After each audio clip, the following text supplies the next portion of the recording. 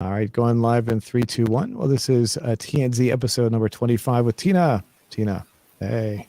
Hey, it's my favorite time of the week and my favorite time of the day. Oh, well, that's nice to know. TNZ.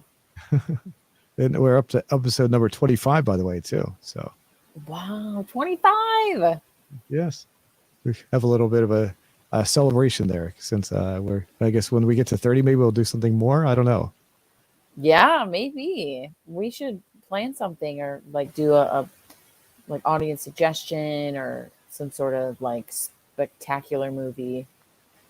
Yeah, 30 is a big deal. 30 is. 30 is, I don't know. What is, that's, I know some people get like, they get all paranoid when they get to the age of 30. So they go, that's the big 3-0, they say. So Oh, yeah. Yeah. I've already gone beyond that and past the other two as well. So I'm beyond that, past the 4-0 and the 5-0. Well, it's fun to look back on, I'm sure. I'm approaching that and I don't know. All my life, I was like, I'm so excited for my 30s. But then I'm like, I'm just going to be a big schmuck like I was through all my 20s. So I don't know. We'll see. So anything going on where you see, you're further inland, so you weren't affected by the big snow that came in. I know for our listeners that don't know, you sent me a message asking me if I was okay during the big blizzard that came through, the nor'easter as they call it.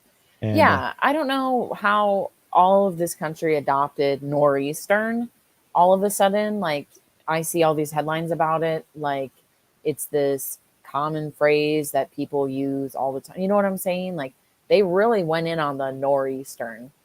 I yeah, get it from a like headline perspective, where you have to literally cut out letters to make it fit on a in a newspaper, like old fashioned type of thing. But on a web browser, you don't have to abbreviate Northeastern. You don't have to call it Nor'eastern. I think it's but just well, yeah, actually, it's called nor'easter. Nor'easter.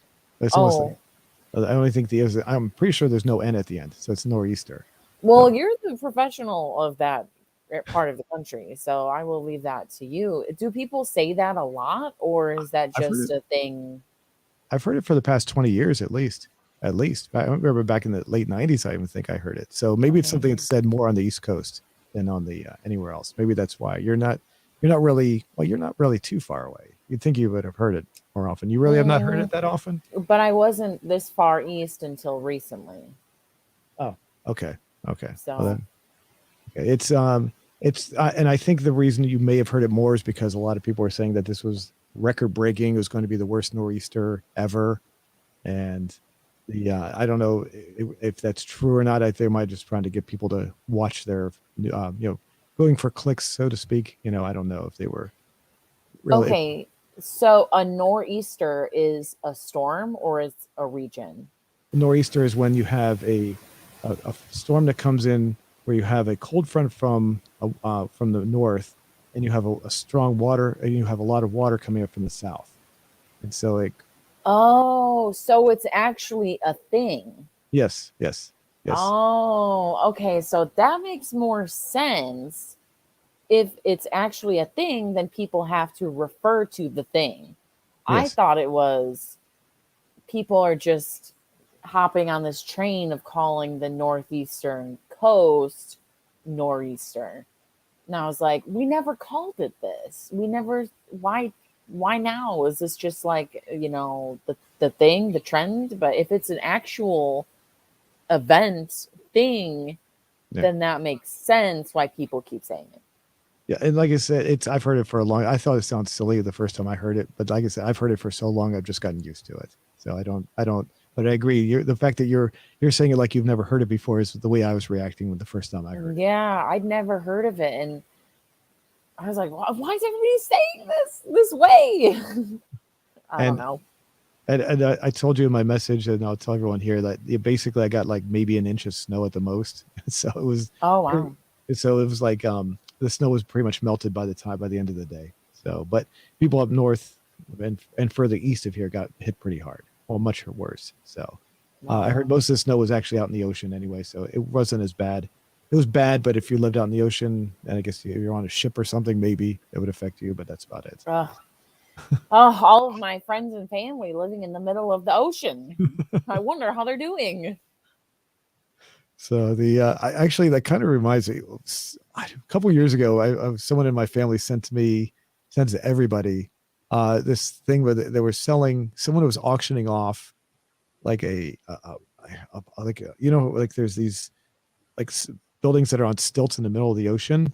It was like like an old base of some kind, like a military base of some kind that was still out there, and they were auctioning off the coast of somewhere off the coast of the East Coast here in the United States.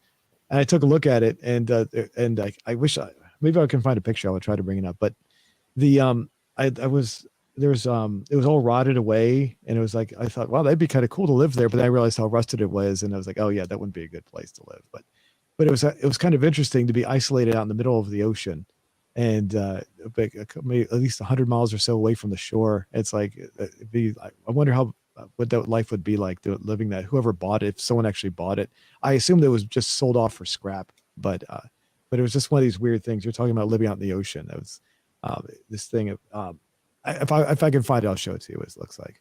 I'll show you what it looks like there. So we got OD on board saying good evening, Tina and Zimu. Hi there. Hey, could you imagine though if you actually lived out there and you woke up and your boat, your little tiny boat, was full of 4 feet of snow and like barely above the water? That Yeah. could be you. That could have been you. Yeah. And especially if it was the heavy snow that we got like back in the beginning of January here, where like trees were collapsing and falling over because the snow was just so heavy. So your boat would be capsizing with all that heavy snow. Would be fun. Yes. What a great choice for today's episode. One of my favorites movies ever. Cool. I had never seen this movie. I'm so excited to talk about it. Um, I'm glad we've got some fans here. So before we go too far, I do want to remind everyone about NordVPN. That's there's an affiliate link in the description below if you'd like to help support what we're doing. I've used NordVPN in the past, and it works well for trying to protect your data, for trying to protect your location from people who are trying to figure out where you're located. It works very well. And if you decide, I did click on the link earlier today, and it does give you a nice discounted rate. So it keeps, and as far as the rate itself, I don't remember if it's like less. I think it's more than half off, but not quite a third. So if you decide to get the service, that helps us do what we're doing, and we really appreciate that. So that's in the description below. It helps us generate great ideas. Also, idea generation. Yes. Content creation here. Yes, very much so. So, but thank you everybody who has already supported us that way and just by watching. So here's our question from last week. What is your favorite style of comedy? So we got 66% overwhelmingly with slapstick. We got some goofballs watching the show. 15% with trolling. 10% with satire, 6% with other, and observational, a low 4%. So let's see what we got here for the responses. That's super. Chaplin's The Goats slapstick. I'm not familiar with that one. Have you Charlie seen Chaplin? Yeah, I do. It's Charlie Chaplin. I'm not sure what the Goats. Trying to. Goat is greatest of all time. Is it? Oh, okay. Yes. Okay. That's what goat means. Like when it's in all caps like that. I figured it was one of his movies. I just wasn't sure. So okay. Oh, no. He doesn't have a movie called Goat. Oh, really? Okay. So we'll explain that. What am I missing then? I'm sorry. What is that? What do you mean? He's saying he's the greatest of all time. Oh, okay. Slapstick. Oh, gotcha. Now I get you. Okay, I got you. It's an acronym. I misunderstood that part. Gotcha. Let's see. Observational because of George Carlin. Did you bring up George Carlin last week? No, I didn't, but he is a legendary man. Yeah, the George Carlin. Last time I saw his comedy is I didn't sit down and watch it, but I do remember laughing very much though when I saw it. So it's been a while, but I had watched. Let's see. Oh, here we go. Remember the Naked Gun or Airplane? Well, that. Okay. Yeah. Have you seen either of those? I have seen Airplanes in a really long time.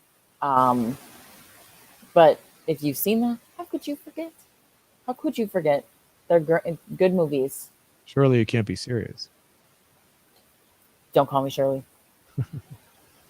So have It's you seen, Tina. It's Tina. have you seen the Naked Gun movies though? No, I have not. Oh, okay. The Naked Gun movies are based on a TV show. That TV show that I brought up um, when we were reviewing the that British comedy that you recommended. Um, Yeah. Yep.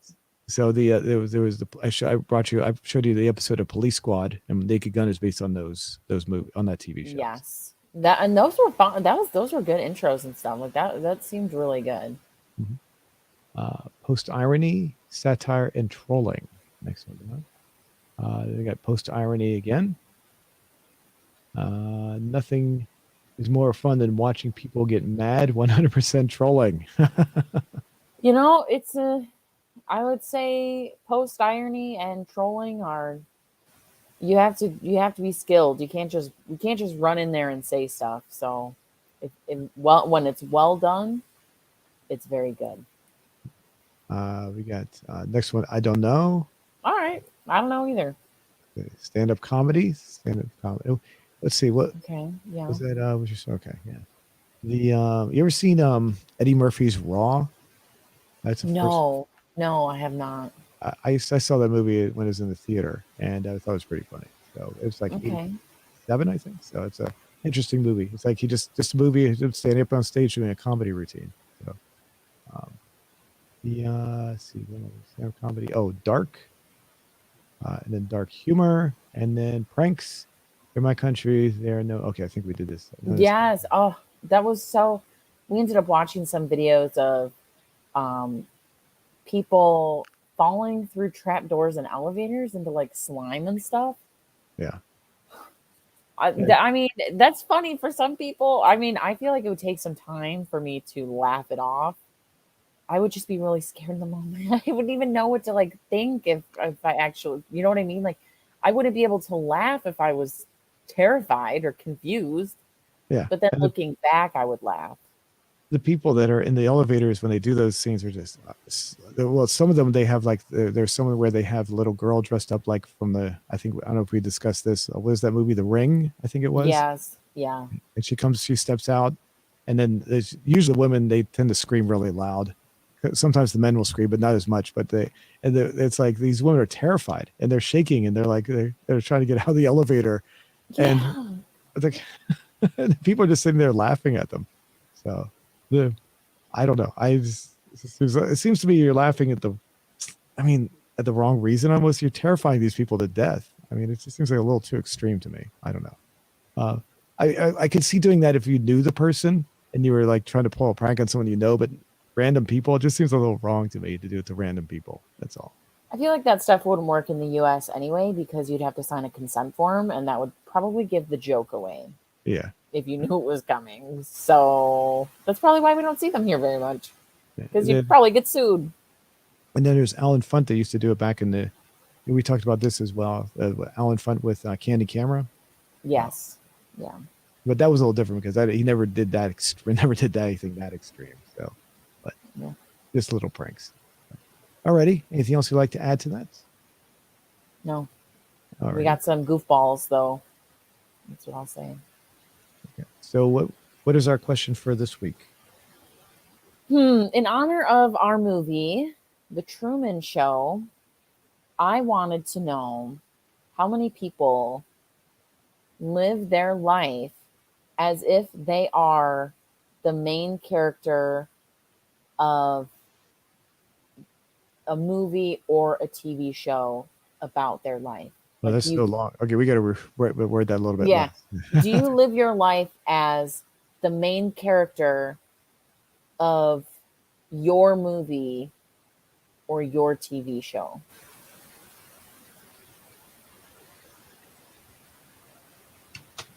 There you go. Yes. Um, And then like we could ask, like, if so, could you describe it maybe? Something like that. yeah, yeah, definitely. Describe. How would we say it? Just leave a comment. If so, leave a comment or describe. How would we say that? Leave a If so, description. tell us about it. Okay. So okay. Yeah, Yeah. tell Good. us about it. Yeah. Perfect.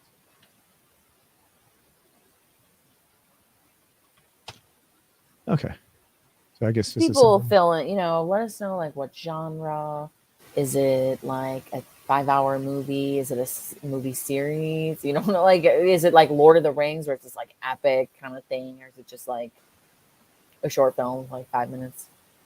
I Give can me tell you, my dad has said several times that he believes his life is a dream. He often thinks it's like I often sometimes I think he really thinks that. I'm not sure. He actually thinks he's living off in some sort of a fantasy world of some kind.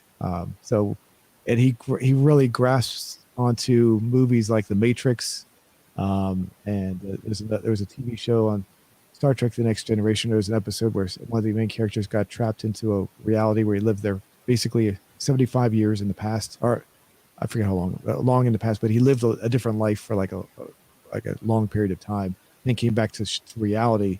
So it was that kind of thing. He feels like he's stuck in one of those things. I don't know. Stuck is not the right word. He just feels like he's living in one of those realities somehow. Wow, that's interesting. So I guess what would we put? Just yes, no.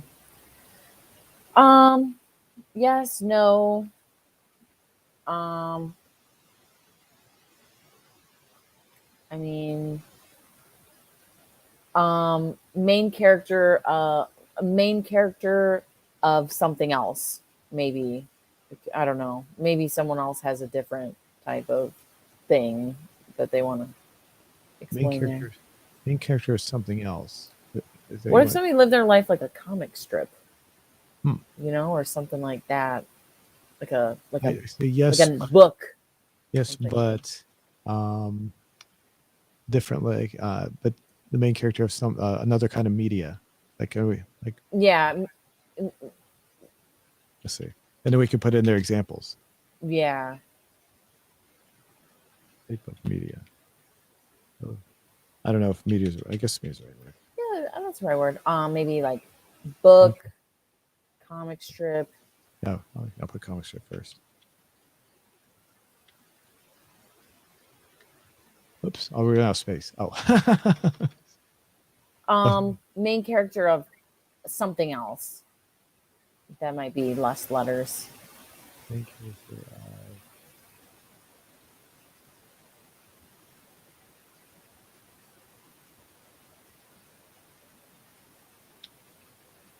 There we go. Books. Comics. I'll say overview. Let's just put comics. I'll put etc if we can get it in there. Oh, yes. Perfect. Yeah, exactly perfect. Yeah, because that'll be yes, no, something else. Something maybe like a video game. You never know. Does that look good? Yes. Okay, we're gonna post that. We'll put that in there. Cool.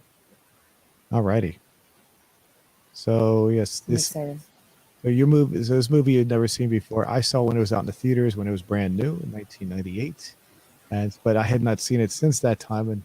And when I saw it, I don't remember really thinking it was a great movie, but it wasn't a bad movie either. So, and when I watched it again, I felt the same way. So, this, Really? Wow. Okay. yeah. So, That's so cool you got to see this in theaters like upon release because I really do like Jim Carrey. I haven't seen enough of his movie. I mean, obviously, you probably can't say you like are a big Jim Carrey fan if you haven't seen like this kind of movie. Um, I've always liked him, but I never got around to seeing this for whatever reason, and I thought it was spectacular. I loved it. there were some elements that I do like. I wanted, and there's the obvious comparisons that'll come up, like The Matrix would be something that people will compare this to. There's also kind of an obscure movie that some people may know. You may know this, maybe not. There's a movie called Shock Treatment that came out in, I think, 81. Was the sequel to the movie The Rocky Horror Picture Show. So I've um, never seen either of those. okay, so the Rocky Horror Picture Show is pretty well known. That's the participation movie where you yell at the theater at the movie screen. and the sequel to it is not really well, even by fans of the show. A lot of people don't like the sequel. So, but the basic idea of that movie is the entire town of Denton is where the two main characters live is basically it's confined to a TV studio. So, so it's it has kind of a similar quality to it. So, and they never, I haven't seen the movie in a while, but if I remember correctly, they never leave the studio. So it's basically like the whole universe basically exists in a TV studio. The audience is there all the time watching, and the whole world they're just watching the whole, the main characters live their lives in front of them and on front of a TV stage. So, but, Interesting. yeah,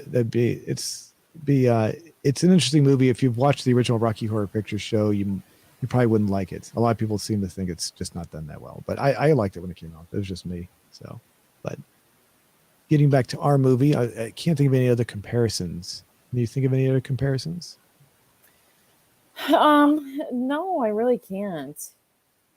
Okay. It's unlike other movies that I've seen for sure.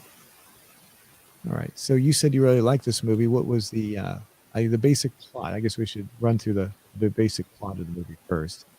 Um, the As far as the plot, Truman he's basically his whole life is being shown on TV from birth till the very end of the movie, essentially, and he doesn't know that he's part of a TV show, but everyone else around him does.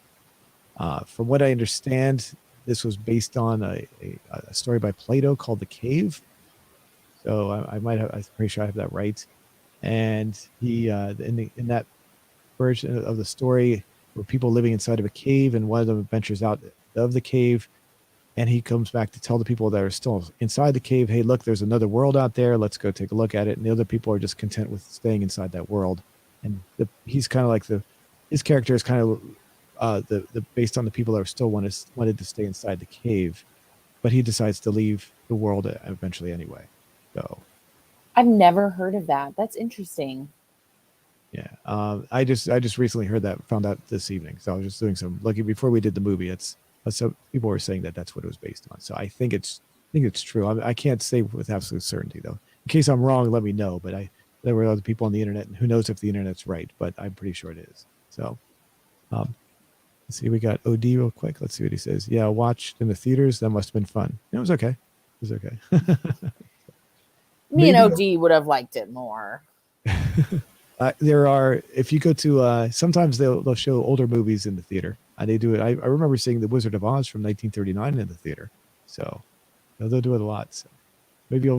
one time they'll show it at a theater and you'll be able to go see it. So, but the basic plot as the story goes along, he starts to realize something's not right. His first hint is when he's in his car and he hears them talking around. Oh, the woman. I'm sorry, the woman that loves him, or she seems to have. I don't remember the woman's name. She was a cast on the show, but she got kicked out because she wanted to let him know that he was trapped inside a TV show, and he starts to think at that point that things are not right, and he hears the talking on the radio.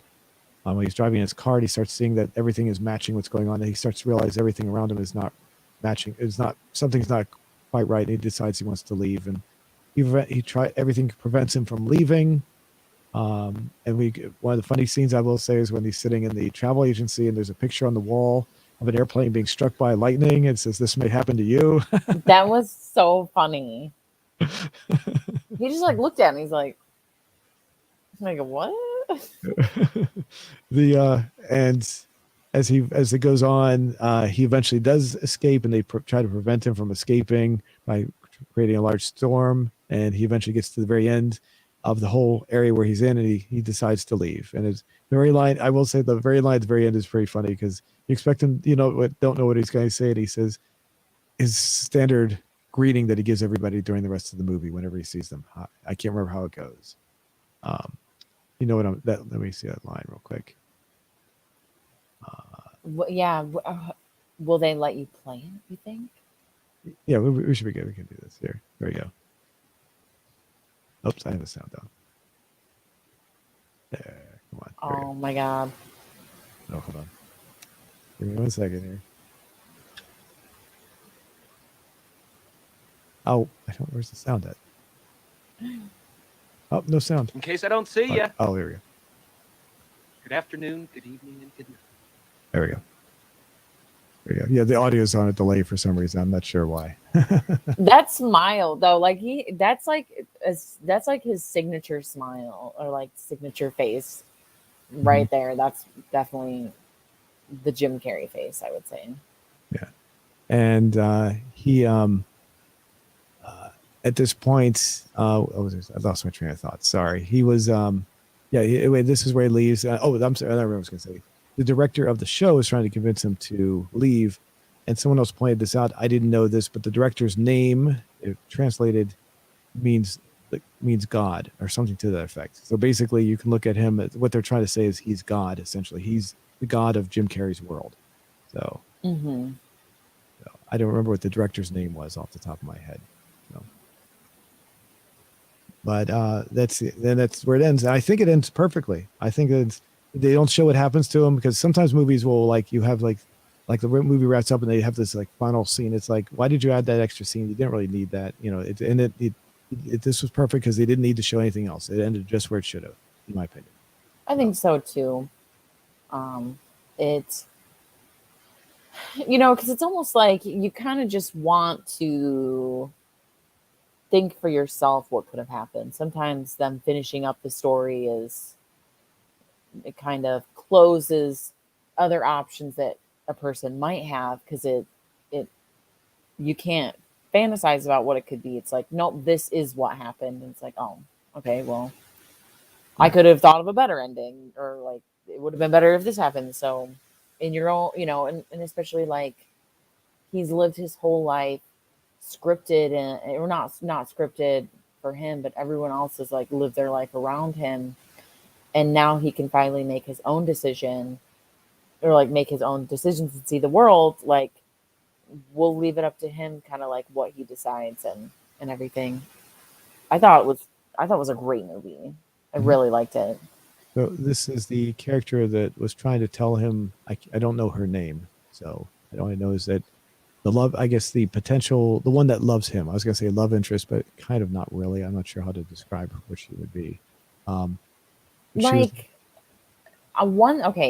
Her role as being someone who effectively came in and tried to like crash the show, not for the intention of like getting famous. So like in the idea of like, this is a reality show. She wanted what's best for him as an individual. So she risks everything getting on the show, trying to break Truman's reality. And like, he actually did really like her. And then her saying like, it's not going to work. They don't want me talking to you. And he's like, what do you mean? Like, okay, you have a boyfriend. Makes sense. And she's like, no, it's not that. And trying to spill the truth and everything. And then her dad comes and takes her, because they sneak away to the beach. There it is. And she's like, this is like, none of this is real. And her dad, character of her dad, then being like, oh, she's schizophrenic, I'm taking her to Fiji. So then he wants to go to Fiji. That's just so perfect. Where's the and I'm trying to lock in on that pin, the little pin that she says she has on her shirt. I forget what it says now. So try to say the here it is right here. I think this is it. There we go. How's it going to end? So yes. Before we go too far, OD was left another comment. He said he was not born at that time yet. Okay. Let's see. The concept of a hidden camera in some scenes makes it more realistic. Yes, I loved the hidden cameras like throughout the show. I think there was the interview scene where they interviewed the director, and somebody had asked, like, how many cameras do you have? They had like over 5,000 cameras hidden throughout this city, or this set, really. It's not even a real city. And I thought all of the placement was so cool, and like the button cameras and like all this stuff. And I loved the scenes where it was like the mirror shots in the bathroom. Those were genius. And what OG says is, okay, the sudden merchandising was so funny. She's like, you should drink this, like this chocolate. And he's like, who are you talking to? But also one comment that I thought was really funny, like back in that interview when they're interviewing the director, they said, oh, you make your budget, you guys have the budget of like a small country. And he's like, yeah, well, it takes like so many people to run this show and we're broadcasting 24/7. And then the interviewer said, everything you see in the show can be purchased in the Truman Show catalog.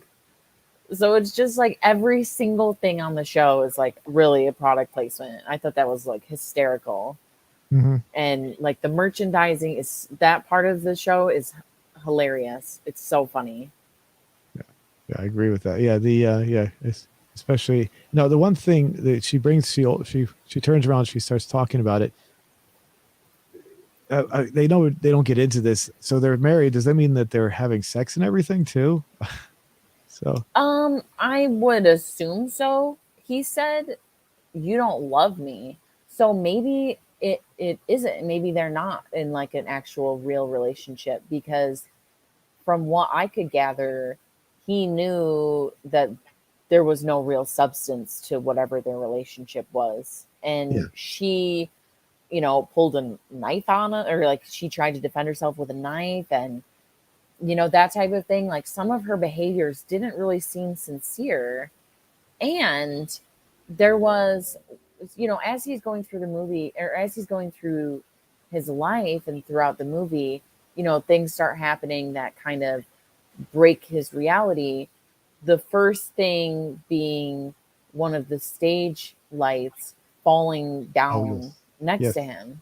So that's like the first moment of him thinking, okay, this is really weird and not normal. And then how the car radio like justifies, like, isn't that weird? Like that this happened. Luckily, you have nothing to worry about. Everything is normal. And it was just a crazy thing happening from space. Don't even think about it. Whatever you do, don't think about it. Here's some good, you know what I mean? Like, so like these things around him start to happen that forces him to question, well, really everything, and it's completely justified. Like I remember this scene where he's sitting on the beach thinking about his dad, and the rain, it was like an error on the set where the rain only fell on him, and then he would like walk to the side and the rain starts falling here. Then he walked there and it would follow him. And then all of a sudden it was like a downpour everywhere. So there were these like the set was breaking down, and that caused the reality to break. Right. I was trying to find that. Okay. I remember that scene. Yeah, it was like a little spot just hit where he was. At first I thought that when the rain came down, I thought I was going to follow him around or something. Like they were too cheap to have the whole thing rain. So it'd make it seem like maybe it's raining everywhere. So whenever he moved, they would just follow it to make it seem like it's raining everywhere. That's funny. Yeah, perspective. I mean, that could have been too. Oh, of course. Can't go without Paul Giamatti again. He was also in Man on the Moon. So he's a pretty good actor. So the older I get, this is unrelated. This is slightly related. The older I get, the more I appreciate Paul Giamatti's presence in like the 90s and 2000s. And I recognize how good of an actor he is. Like, he's really funny. And maybe it's just because I was, like a kid in the 2000s. And he ended up playing those types of roles where he was kind of like the comedic relief and like a goofy guy, or like the villain on some movies where he's like the goofy bad guy. Right. But I see him now in some more of these roles where he's playing serious characters, and he's a really good actor. Like he's very good, and I really am like, he's grown on me a lot. So we'll watch more Paul Giamatti movies on TNZ. Okay. I had I to get that out there. Shout out to him. I gotta say one of his best performances is the Howard Stern movie Private Parts, which came out a few years before this, in my opinion. So I don't know if you've ever seen that movie. He plays. No, I've heard of it, and I heard it's really good. It's really good if you just take into the fact that it's all fiction. Don't believe what's in the story. Just watch the movie, because realize there's some truth sprinkled in there, but it's basically the life of Howard Stern through his eyes, how he perceives it. So. Okay, well, I'm sure it's a wild ride if it's his imagination thrown in there. Yeah, it's but he plays it's like you said, the goofy kind of bad guy in that movie, and he's really funny. He really is good. So, nice. Let's see well, in this movie he plays like the lead camera guy, and like he's like one of the main I don't know it's enough like about like a technical director. Yeah, tech director, definitely. That's probably what it is. He's definitely like technical directing. Right. He doesn't play that kind of character that you're talking about in this one. He's more straight in this one, more of a straight character. Yeah, definitely. So, but yeah, every time I see him, it always pops out. My dad says the same thing. He says he loves him as well. So, let's see. Now I was going to go back to that one scene before. I can find it real quick.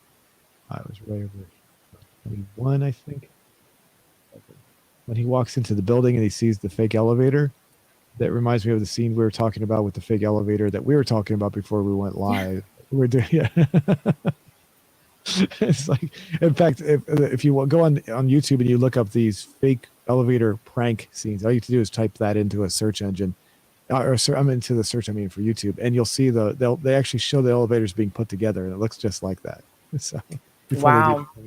So, let's see. OD has another one. We got Trung back. Hello, Trung. My man. OD says, if I'm not mistaken, Jim Carrey was nominated for an Oscar for this. I think he did. I'm pretty sure he was. I'm pretty sure. And from what I understand, I'm pretty sure this was his first serious role, because he does have some funny moments, but he's not playing the comedic type character he was playing up until then. But he was, I remember watching Jim Carrey before he was popular on a TV show back in the 80s called Duck Factory. And it was a TV show about a comic strip. So he was one of the people that worked there, and he played a very serious role in that. He was not his goofy usual self. So in that movie, in that TV show, he was more serious than he was in this one. So, but he has played serious roles, but I think this is his first movie as a serious role, versus the outlandish kind of stuff he usually did. So interesting. I've never heard that before. The what? The Duck Factory. Oh, Duck Factory. Yeah. Let's see. It was definitely, because I remember he got his popularity in Living Color.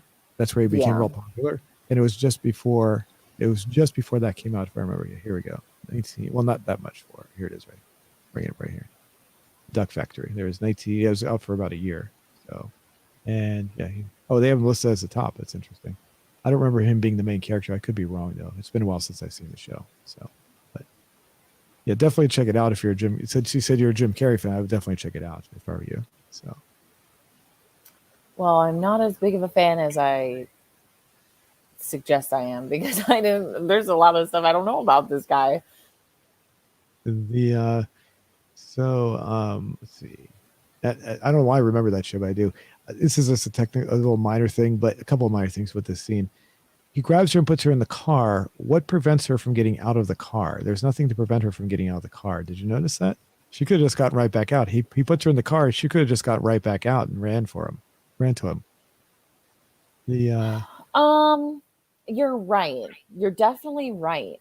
I feel like she was the only person on the show that sincerely cared about like his mental health. And I feel like she wanted him to obviously question everything, but I also think that she might have wanted him to figure it out on his own. Like she gave him, she straight up told him that this is not a real life and everyone's watching you.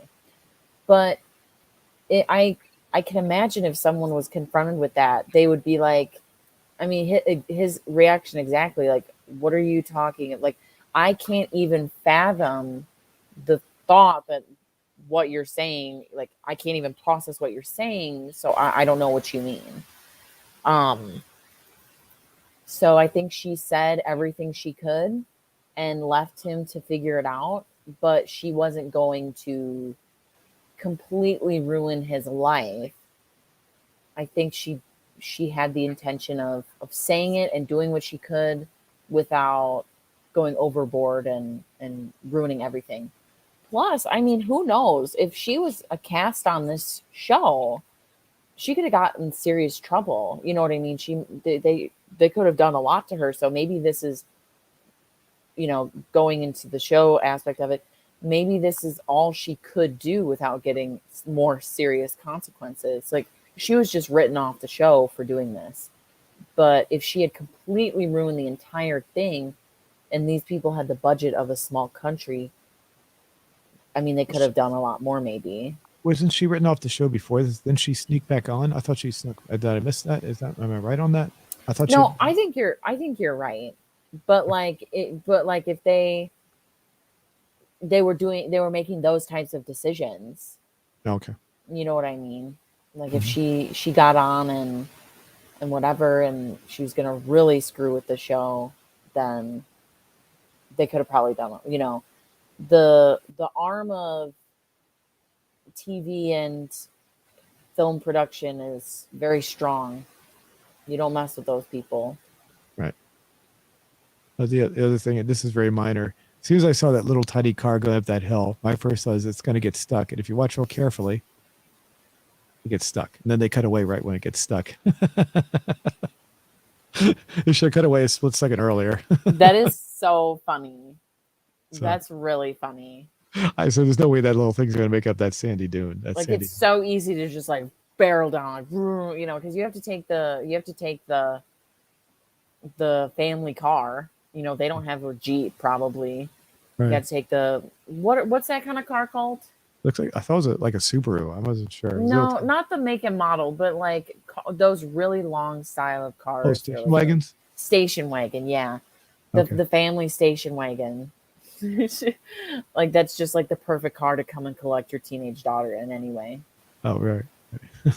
And OD's back. One more question. He says, another serious movie of him is Eternal Sunshine of a Spotless Mind with Kate Winslet. Is that the full name of the movie? I've never heard of that one. That's interesting. Eternal Sunshine of the Spotless Mind. Yeah, I've heard it. I've never seen it either. So interesting. Let me bring that back up. I'll bring up IMDb so I can take a look at that. Here we go. I'm just curious. You said you have heard of it? I've heard of it. I know the premise of that movie as well. It's that movie is about a guy and girl who they break up and they erase their memories. They erase each other from their memories, and then they organically find each other again and fall in love again. Oh. It sounds really sweet, but I don't know. It sounds like a really good movie. Okay, 2004. Okay, yeah, I've never heard of that one. Okay, well, thanks for the reference. Thanks for mentioning that. So, one there. Maybe if I saw enough Jim Carrey movies, I would. Well, I don't like Jim Carrey only because I see what he is like in real life. I'm not saying he's a bad actor or anything. It's just that he's sometimes it's difficult to separate the artist from the art. Yeah, totally understandable. Pompous, arrogant, kind of. Ugh. And I told you that thing with Jerry Lawler with the movie he was in last week in the story season. Yes. So yes. And this movie, by the way, came out prior to that. For some reason, I thought it was the other way around. I don't know why. I thought the other one came out first, and then it was this. But anyway, this one came out in 98, and the other one came out in 99. So very close to each other. So let's see. So, I thought one of the best parts of the movie, there were two parts that like really stood out to me. Well, there was many parts that stood out, but two that I can think of at this point in the movie, like midway through. As Truman figures out that there's something very, very wrong with this world, when he breaks into the hospital is a really cool scene because he's talking to his wife and she's like, oh, I got to go to the hospital. They're on set. They're all scrambling. And he's like, what do you got to do that's so important? Trying to like question and probe on like what's happening. So she's like, oh, they fell down this elevator. I got surgery, got amputate this guy's leg. There you go. And yeah, so as this movie progresses, you get to hear from the actors, because these are all actors. Like, we don't know how to drive this bus. I'm just an actor. I don't know how to sail a boat. I'm just an actor. Yeah. So now he broke into the hospital to prove to himself, like, he's like, okay, follows his wife to work, tails her to work, breaks into this operating room to watch his wife participate in this amputation, because he knows it's not true, but he needs to see it for himself. And all of those people are actors, and none of them are trained in surgery. And Truman's right there watching, so they have to keep that reality going. I gasped. I gasped out loud. I was like, oh, he's gonna go watch the surgery. Like, I was like, oh my God. And sure enough, I mean, it's scary. I was like, they're gonna chop this person's leg off. And then when they've got the oxygen, because person on the operating table starts freaking out because they know these actors are gonna chop my leg off. And then they put the oxygen on his face very dramatically, like, struggling and stuff like that. Oh, that'd be so scary to see. But really good scene there. Uh-huh. And I loved it. That's when I was like, okay, this movie's crazy. Like, this movie's crazy. Oh, and then there's the travel agency. Yeah. You're talking about. There we go. Right to the lips of the guy. Yeah. Yep. So. Because she knows. Look at that. Oh my God. I'd be scared out of my mind. And then the next scene is the travel agency. So yeah, then they pull him out real quick, right? Yep. So. God, thank God. I don't think they did too much to the leg. I think they were able to not chop it off. There we go. Here's the travel agency. That's what's right. Yeah. Oh, this is the best one ever. Yeah. This is what you were talking about. Yep. Before we go too far. Yeah, there we go. Let's see, was that so good? Sorry, I can't pronounce the first name. Exmanuel via basing. Hi, I'm from Portuguese. I'm Portuguese. Excuse me, I'm Portuguese. Well, and Odie said, I almost forgot. I absolutely love the instrumental tracks played in the touches, the fake sky in the ocean. It's one of the last scenes. That's done by Philip Glass, by the way. That was something I wanted to mention as well. Philip Glass is not the entire segments of the score were done by him, not the entire score, but segments. And the segments that were done by him really stand out. So he's a very distinct kind of music. So he's one of the movies he's best known for people who are into his kind of music is a movie called Koyaanisqatsi, and the whole movie is just his music put together with visualizations from around the world. So wow. So if you have like to write that down. I don't know how to spell that, but it sounds good. Yeah. Here, I'll show you. I'll bring it up. And also, coincidentally, this is really odd. I didn't expect this to happen, but I was also watching another movie called when I watched this yesterday. That was called Candyman, and Philip K. Glass also did the score for that movie, which was like, he's very rare. He very rarely does any movies, but what's the chances of me watching two movies? You mean the scary Candyman? The original Candyman? Yes. Oh. 1 second. That's a good. I like that movie. I didn't realize that. Yeah, and I'm trying to hold on. I'm trying to. Here we go. Put it up here. A second. It's not coming up here. That's weird. Okay, let me type it in here and I'll bring it up here. Actually, you know what? I'll bring up another website. Here we go.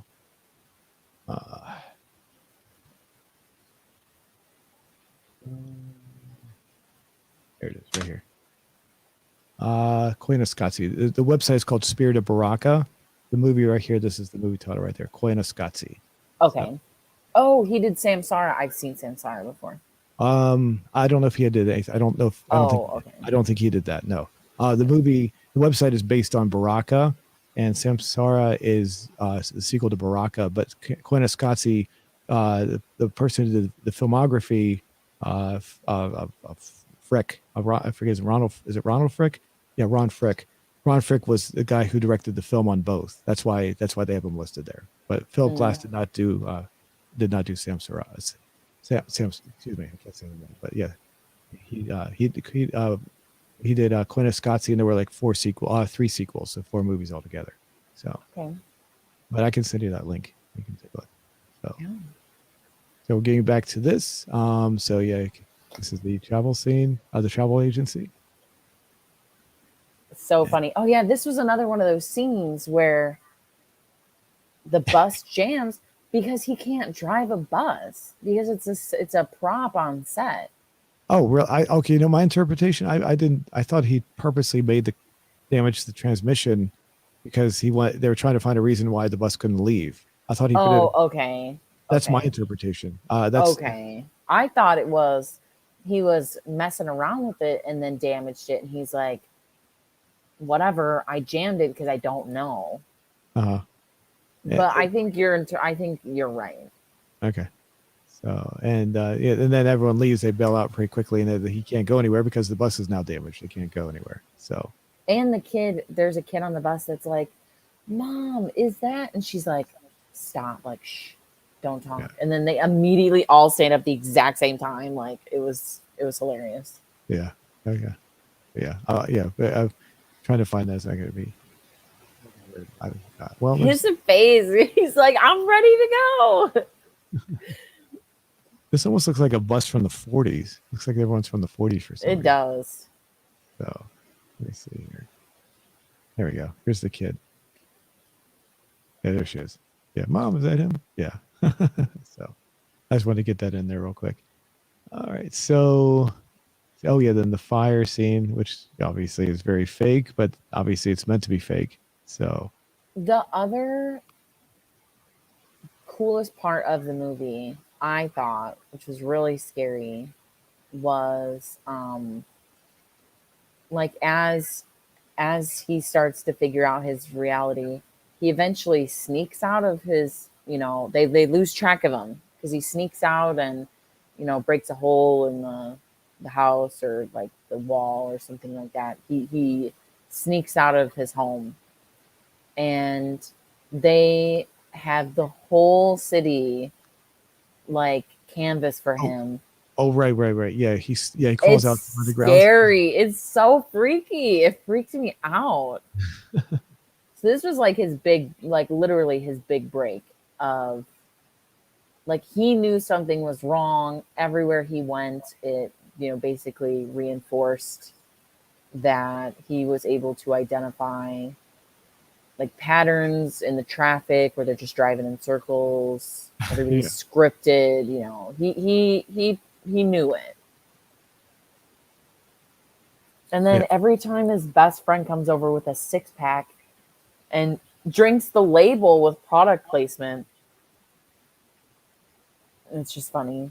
So how do you feel about the idea? I'm sure a lot of people have asked the question that maybe when they're watching this, it raises the question that maybe your life is not as real as you think it is in some way. I told you my dad kind of believes that kind of a thing. So you're asking if I have ever questioned the reality of my life? How do you feel about when people say that? I mean, if you want to if you think it is, that's fine. But how do you think when people say that, when they question their reality when they watch this movie, is what I'm saying. Because I thought it was a movie, but it didn't make me question the idea that things around me are real or not. But yeah, apparently a lot of people did. That's what I was leading up to. I think everyone to some extent lives their life as if, well, I think everyone lives their life or should live their life to some extent as if they are the main character, because obviously, you're in control of your life, and you have to think for yourself and do that type. You have to live your life like on your own terms. But I think there are varying degrees of where people live their life as if they truly are the main character in a story or a movie, or bring their decisions and their emotions, like kind of like take that to a different level where they're like I'm the main character, and my decision, I'm going to do this and then everyone's going to react this way, or like I'll get to see the butterfly effect of what I do because I'm the main character. And like you know what I'm saying, when you like stare in the mirror and you're super confident and you're like yeah, like I'm gonna change the world, like I'm the main character. I guess I think it's a I put that into a category of like personal confidence. You know what I'm saying? Where Mhm.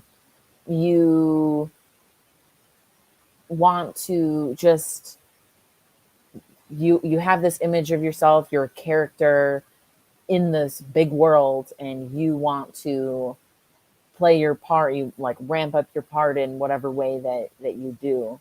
So I see it more of like a personal character complex than I do like my life is being filmed on a reality show and people are watching me. That I believe would go into like a category of like schizophrenia, which I do know there are people who, I mean, mental illness is a real thing, and it's not definitely not to be joked about. I'm not making light of that. Um, Well, yeah, but but I think you're going far extreme there. I mean, yeah. I mean, yeah, and it is an I mean, extreme thing, and I'm not saying that lightly, but like, I think if it's the category of I am paranoid, I think I'm being filmed, then that is a separate category than I'm going to be bold and brazen. I'm living my life as a character. I'm the main attraction of a TV show and I'm the star. That comes off on a confidence level and like how you are positioned in the world with other people versus paranoia.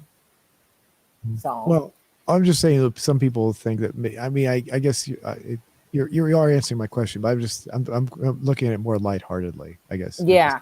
Yeah. I mean, it, on a lighthearted sense, I think it is really fun to, it is exciting to, when you're living, like a spring in your step almost, where you people talk to you and you get to kind of respond, just have goofy responses, or have fun with it, because if you are the main character in this type of sense, if you're living in the lighthearted part of this show, you could do whatever you want and things are going to be okay. Or you can goof off and, maybe kind of push the envelope of what you say and what you do. And people are going to, just like the people on the show, like the actors on the show, they're kind of like, oh, this is weird, but we got to go along with it because this is we're on set.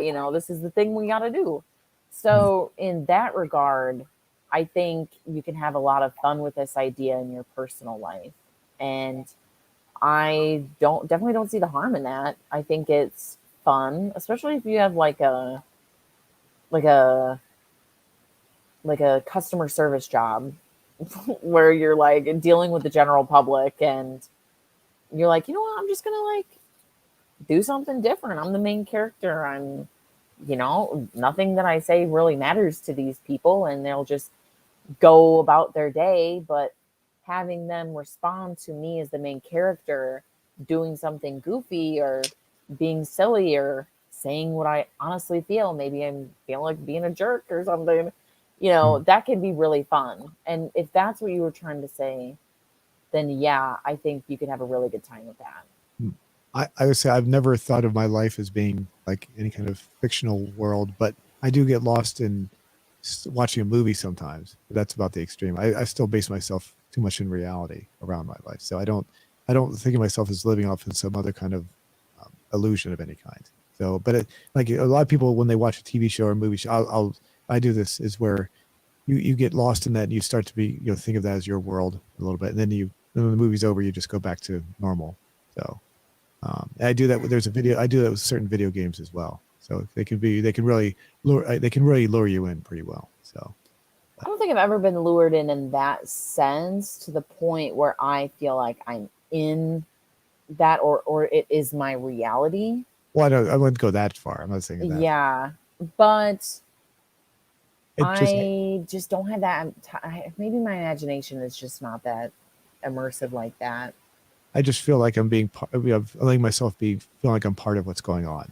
To escape, almost like an escape of some sort. And then when it's done, I go back to normal. I'm not. I don't feel bad or anything. I just just everything's back to normal.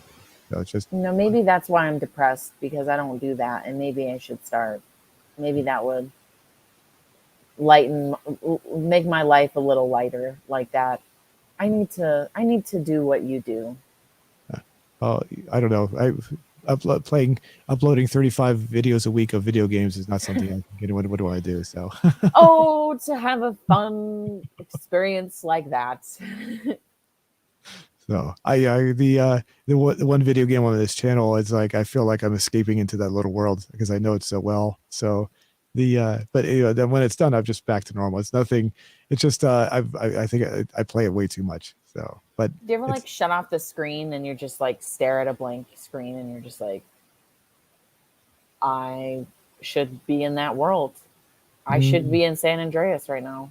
No, I know not that. No. Okay. No, nothing that bad. So let's see, we got OD saying that the scene in the boat is his favorite. Cool. It is such a fantastic ending to this movie. The buildup is so good. The escape is amazing. And everyone watching, there's so many people watching this show across the real world. Mm-hmm. And the passion and excitement they have during all of this is so cool also. That's one thing I really like about this movie is like the support of like the rest of the world behind him. And it turns this movie in a different direction because they easily could have been like, what's he doing? Like, oh, get back, like get him back. They could have been angry fans. But they were really like excited and they were cheering and they were like in suspense. Like it was very dramatic and I thought this movie just ended so well, especially like with what OD's saying is like God, the director being God and everything. Mm-hmm. Yeah. OD saying the conversation between Jim and the director finds out the truth. Man, what a heck of a scene. Yes. Yeah. And I Heck do. of a scene is right. I will say the scene where he finally escapes is definitely very emotional for sure. So, and I could feel the emotion. Me, I definitely felt emotional when I saw that, and I could feel the way that people are cheering, happy when he escaped. Finally, was you could feel that too. So yeah, it was just so cool. And then these prison guards are like, all right, let's see what else is on TV. yeah, Like that was just perfect. yeah, I agree. Whoops, It's just like this whole thing was like, to me, this is a flawless movie. Like I really do believe that. I think it's like a perfect concept, executed so well. I think there's very, very little. I'm thinking like the car scene is like the only thing where we're like, hey, that couldn't happen. And that's just sand on, you know what I mean? That's like very like harmless. But I just thought it was done so well. I just really love this movie.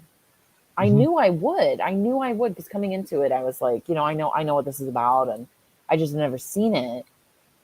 But I really loved it. I really did. The only thing they didn't explain is why the set all of a sudden started breaking down. Like, you know what I'm saying? There was no one behind the scene that was like, we told you to fix that. You know, we told you to fix the equipment. What's going on? No one said that. That's the only thing that I like plot hole that I was kind of like waiting of like, you know, isn't there any urgency to fix this set if it's breaking down? But they never touched on that. So Yeah. Yeah. I wonder if there might have been maybe some sort of deleted element or scene or something that was in there. That was. yeah, that's the only thing that I was like, they never really explained that. Everything else explained. Mhm. Even like Truman's, like how they picked him as a main character. Like he was one of, I think, 6 adopted or one of 6 orphans Oh, that they just, you know, they're yeah. like, this kid was born first, so we went with him. Yeah. Okay. Yeah. It wasn't. Yeah. It wasn't really too special though, right? It just is that all it was? I don't remember all the details. It didn't say. Yeah, so that was the reason that Truman was picked, was because he was born on TV and he was like just one of 6 babies that their mothers didn't want. And then Truman became, you know, he was the firstborn. They had like a few options, whichever one was born first, they were going to go with. And Okay. they said in that interview that Truman was the first baby adopted by a corporation, which really startled me, because I'm thinking, I'm surprised there aren't babies today that are owned by corporations. Like, I literally was like, okay, don't put ideas into people's heads, because that will happen. Okay, Uh-huh. like that will happen. So it kind of scared me, and I'm like, okay, this could have been a joke back then, but now it's like closer to reality. Like, don't scare me. Yeah. OD saying, I don't know if you guys know this, but the script was so good that Ellen DeGeneres and Matthew McConaughey made another with the same story called Ed TV. I've never seen Ed TV, so I didn't know. Have you seen that? No, but I don't like Ellen DeGeneres or Matthew McConaughey.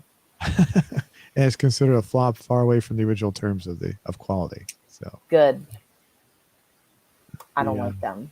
I don't want them to succeed, Let's see. Hold on a second. even though they're very successful. Like, they're already successful.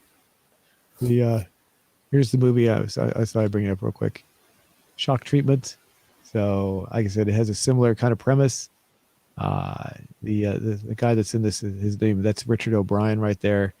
So it's a musical. So if you can tolerate the music, maybe someone wouldn't like it. I would recommend watching this movie just for the heck of it. If you haven't, you don't really have to see the Rocky Horror Picture Show to really understand it, because it's really its own movie.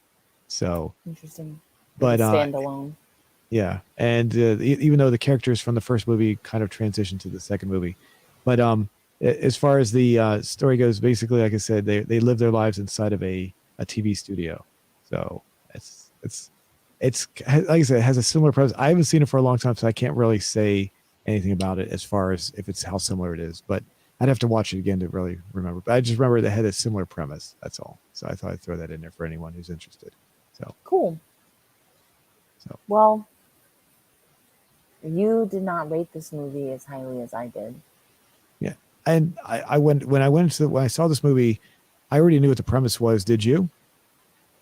Yeah, I knew, I hadn't seen the movie, but I definitely knew the concept, not all the details, but like the basic idea of like the Truman Show is Truman's life as a TV show, and he's living a reality TV show, and he has no idea.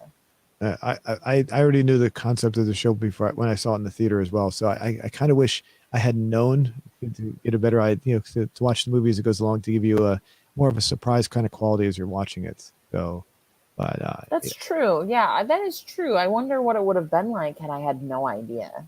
yeah, But they say it right in the beginning. oh, You that's know, true. they do say it from the beginning. So, um, but even still, the extent of that, it could be like, oh, like it's his life or whatever. But That's the true. shock of, oh my God, how are they going to pull this off? Would be exciting. That would be really, really cool to see. I agree with that. Yeah. So, all right. So overall, what would you give your final rating on this? I would give this movie. This might be one of my highest ratings yet. Zoom, I'm gonna give this a 9.5. I truly believe this is like one of the best movies ever. Does it surpass Time Bandits? Because when we saw that review, that you said that was the best movie ever. Oh my God, that was such a good movie. No, okay. With that information in mind, thank you for keeping me in check. I'm gonna give this a 9.2. And I'm gonna give Time Bandits a 9.5 because that movie was one of the best movies I've ever seen. There we go. Oh my God. It was so good. This is up there, but truly, that movie was beyond my wildest expectations, and it was phenomenal. You're right. Thank you for that reminder. I need a reminder sometimes. And Odie says he agrees with Tina. San Andreas is a place I would like to live in. Haha. So. Thank you. Yes. All right. I would say I'd probably go with probably more like maybe like a 7. I'll just give it a 7. So. Well, oh my God. That was so. I was shocked. No. But I respect it. You've seen some really good movies, and I'm not saying it's bad. It's definitely got some good small. And I do agree the ending is very emotional for sure. So it's just I don't know, for some reason it just didn't have my interest, even though I know the background of what is from Plato and everything, and I understand what's going on. It just doesn't seem to bring with me as being like such a great quality movie as some people say it is. It's just it's a movie that's watchable, but I don't really want to go out of my way to watch it like again and again for sure. Okay, I'm gonna revise mine and say an 8.9. I'm gonna say 8.8. Final 8.8. answer, locking that in, because I just think of like how many other movies are so like brilliant artistically and everything. This is a really good movie, but it's not necessarily the genius of some other movies that I've seen that we have not discussed on the show. Locking in with 8.9, final answer, done. Okay. 8.9. Okay. Well, you can movies can have the same score, by the way. So, I mean, you could have it. If they couldn't, I would have a very narrow window. Could you imagine, like, if you could only have a fixed number of movies, and you're like, okay, I gotta take one movie off the ratings. Like, what's it gonna be? There's a guy who I watch. He reviews the TV show Star Trek and other incarnations of Star Trek, and his ratings are always based on the other Star Treks. So he has a scale like 0 through 10, and so that scale is based on that. So that's I wasn't sure if you're going with that at first. So like he'll have a show that's like the ratings will be really poor, but he has to remind everyone, no, it's based on the fact that it's in relation to all the other shows. So basically what you're saying is you're not going to relate this movie to all the other movies that exist in the world. It's just it has its own rating, right? So I say yes and no, but yeah, I think every movie deserves to be judged separately on an individual level. But also, you got to compare it to other movies, because you can't know unless you have something to compare it to. I think I already locked in 8.9. I cannot change it. I already locked it in. But if I could go back, a minute and a half ago, maybe I would give it a 9.2. But I already gave it 8.9, so I can't do that. Okay. Well, let's go back to our question right here. Let's see what we got. So we got a relatively decent response so far. Cool. 80, is that 80 votes? Maybe I can't see. I need my magnifying glass. Yeah, 83 votes so far. Nice. So I'm curious to see what other people think of the last one.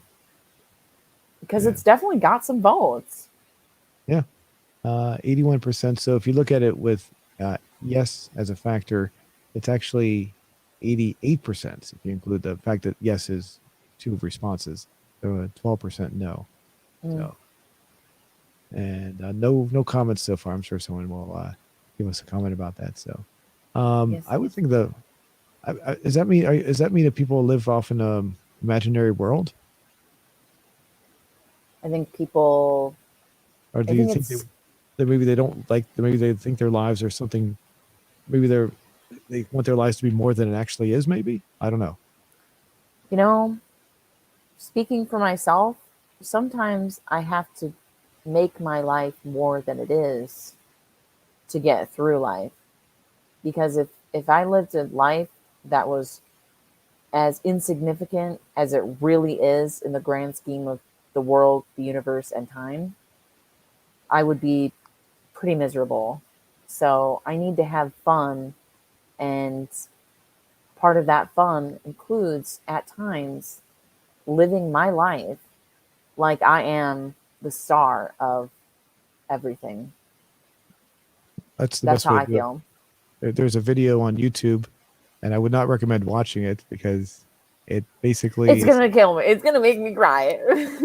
it's but done by a channel called Real Life Lore, and he says what's the world going to be like in a million years.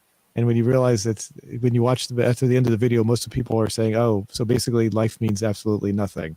So when they finish watching the video, that's basically the response that you get in the comments below. It means absolutely nothing.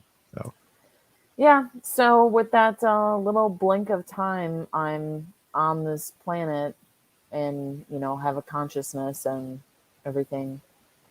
I just got to live at least a little bit of it, just pretending I'm the main character.